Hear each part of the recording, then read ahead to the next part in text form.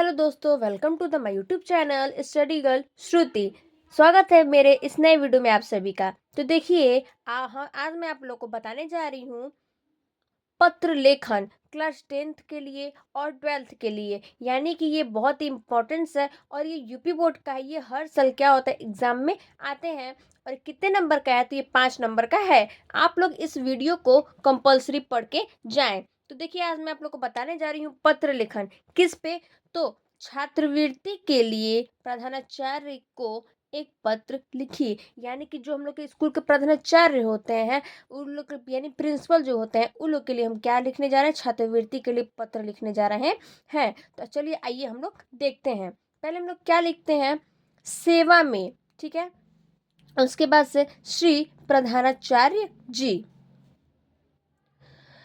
जो आपके कॉलेज का नाम है उस कॉलेज का क्या लिखेंगे, नाम लिखेंगे, ठीक है। तो देखिए, जैसे मैं अपने कॉलेज का नाम लिखी हूँ, Jamuna Christian inter college Prayagraj में ये है, ठीक है। तो मैं ये अपने कॉलेज का नाम लिखी हूँ। और आप लोग भी जो भी मतलब कॉलेज का आपका नाम होगा, वहाँ यहाँ पे आप लोग अपने कॉलेज का क्या लिखेंगे, नाम लिखेंगे।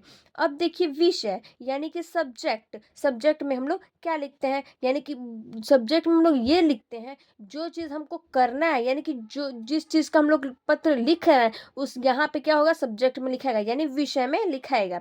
तो देखिए, छात्रवृत्ति हेतु प्रधानाचार्य को प्रार्थना पत्र, यानी कि हम लोग छात्रवृत्ति के लिए अपने प्रधानाचार्य जी को पत्र लिखना है।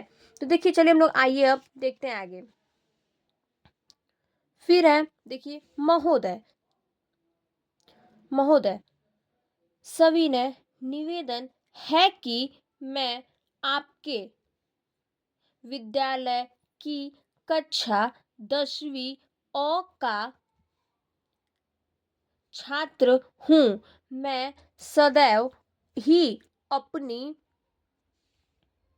कक्षा में उत्तम अंकों से उत्तीर्ण होता रहा हूँ। मतलब बोल रहा है, हम आपको निवेदन है कि मैं अपने विद्यालय में, यानी कि वो अपने स्कूल में क्लास 10th यानी कि 10वीं में यानी कि जो भी आपका नाम है, तो यहाँ पे लिखेंगे कक्षा 10 और फिर यहाँ पे नाम लिखेंगे का छात्र हूँ, यानी कि नाम लिखेंगे और फिर वहाँ पे लिखेंगे छात्र हूँ या छात्री हूँ।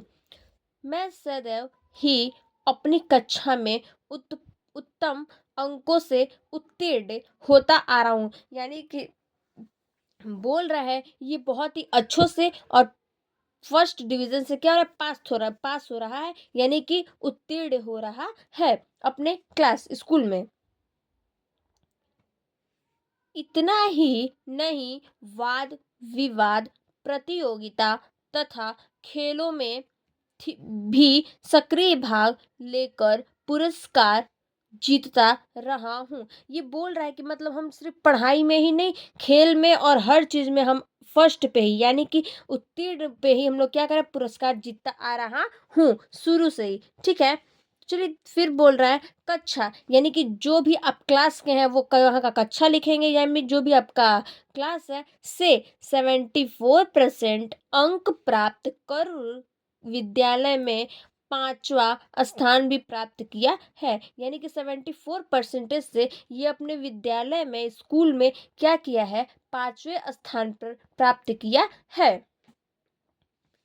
फिर बोल रहा है, मैं आपसे विनम्र निवेदन है निवेदन करना चाहता हूँ कि मेरे घर की